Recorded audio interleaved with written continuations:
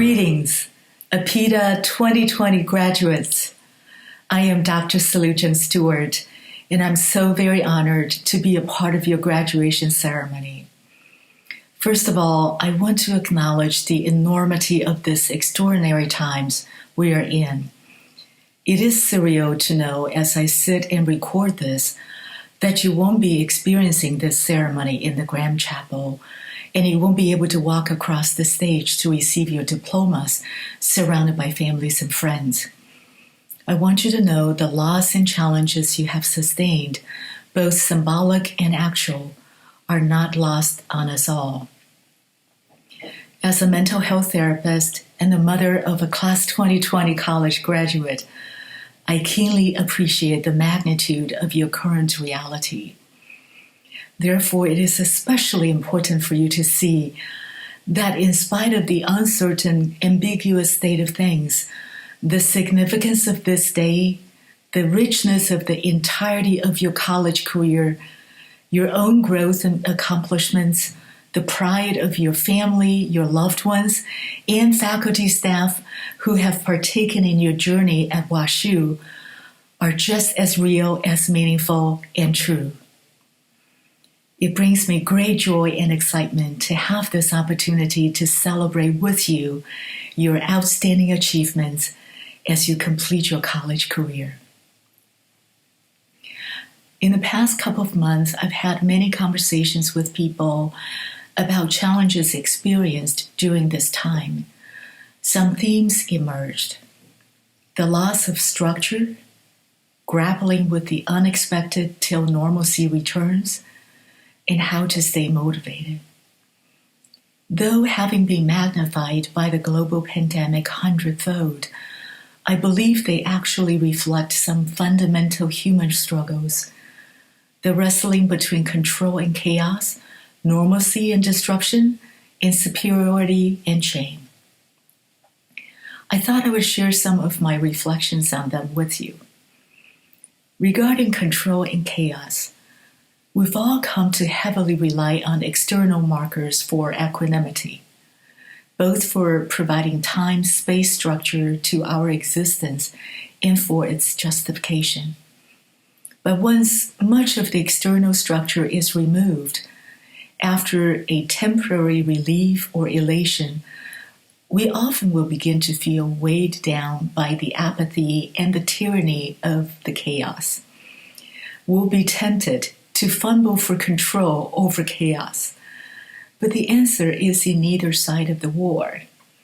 If we move our focus inward, we'll find our intrinsic desire for equanimity. The question is whether we are willing to trust that inner wisdom, and how might we invest in a dialectical balance in our lives with order and flexibility so we could both rest, rejuvenate, and generate, create.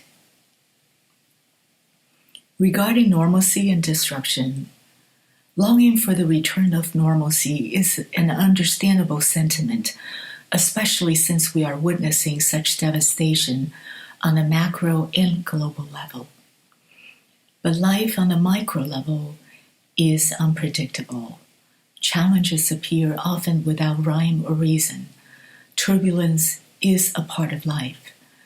We cannot keep holding in our breath for normalcy to return. We need to exhale and take a deep breath in, figuratively and literally. When in tough times, come back to your values. What is weighing on your heart? Choose one action you would like to take to anchor yourself in the turbulence. It could be something very personal, something that brings you comfort, or finding a way to make your voice heard. It could involve reaching out to others or connecting with the larger community. By so doing, we can start engaging and living one moment at a time. Often it takes just one small action with intention for the seed of belonging, meaning, and power to grow. Superiority and shame. Contrary to many common cultural practices, Unearned praises or unjustified harsh critiques, whether external or internal, tend to stymie one's motivation. Motivation grows with agency and empowerment. We are motivated when we know we are worthy and that we are enough. And the foundation to that spirit is compassion. Compassion is not a band-aid or a mechanical reset. It is about accepting our humanness. Speaking on achieving greatness, Arthur Ashe once said, "Start where you are, use what you have, and do what you can." Greatness is about going toward our potentials with compassion and guts. Forgive the messiness of trying and keep going. I think at the root of many of our human stuckness is that we create divides. The acceptables versus the unacceptables. Thoughts shared outwardly versus doubts kept to ourselves. Counting my blessings versus having a good cry. Brave struggles that led to victory versus continuous moments of sheer agony and confusion. I think of this either-or perspective as the resume mentality toward life.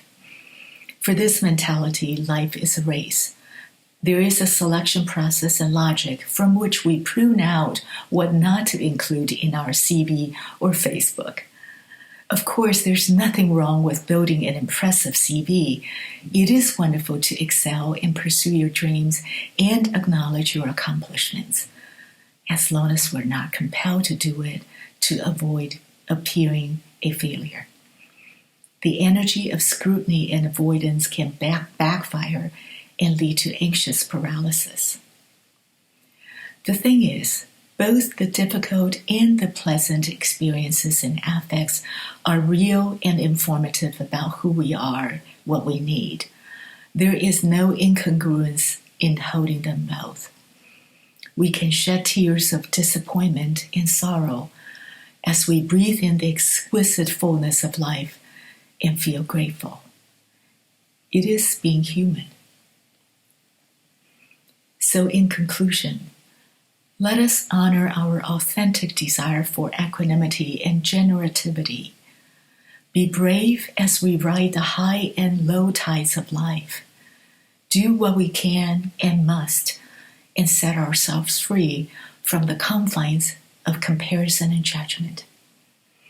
To invoke Jon Kabat-Zinn, let us learn to embrace full catastrophe living. My very best and heartfelt congratulations to each of you as you further your hero's, heroine's journey. As the storms gradually calm, remember what you have discovered within you through this difficult time. Honor it, own your true voice, and may you take flight and soar.